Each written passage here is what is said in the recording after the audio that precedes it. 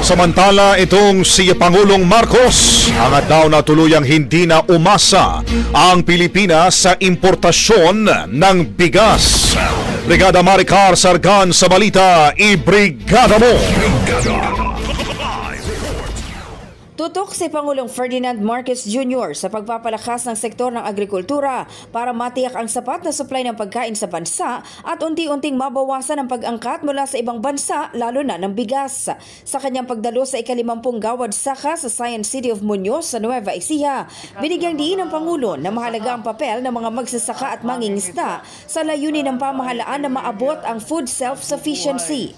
Bilang suporta, inilunsad ng pamahalaan ang 16 na mobile soy laboratories para matulungan ang mga magsasaka na matukoy ang tamang pangailangan ng lupa at mas mapabuti ang paggamit ng abono at iba pang inputs.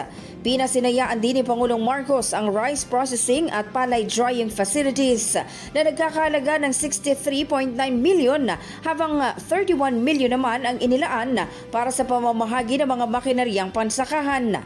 Layunin ng mga proyektong ito na mapataas ang ani, mapaunlad ang kabuhayan ng mga magsasaka at makamit ang layunin ng administrasyon na unti-unting makaalpas sa matagal ng pagdepende sa imported na bigas. Pagpatuloy natin pagpatuloy lang ang aming ginagawa para lahat ng tulong na maibigay natin sa ating mga mangingisda, sa ating mga farmer ay gagawin natin.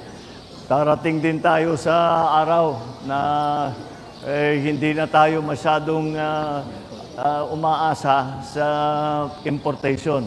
Kaya't yun ang ating habol, yun ang magiging sign of success natin kapag talagang nabawasan na natin ng husto ang ating pagbili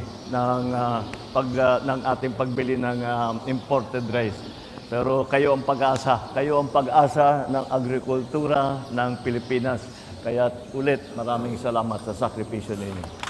In the heart of changing lives, ako si Brigada Maricar Sargan ng 105.1 Brigada News FM Manila, the Music and News Authority. Brigada Balita Nationwide. Ang bahaging ito ay hatid sa atin ng Fast Relax. Tanggal ang sakit, ora mismo.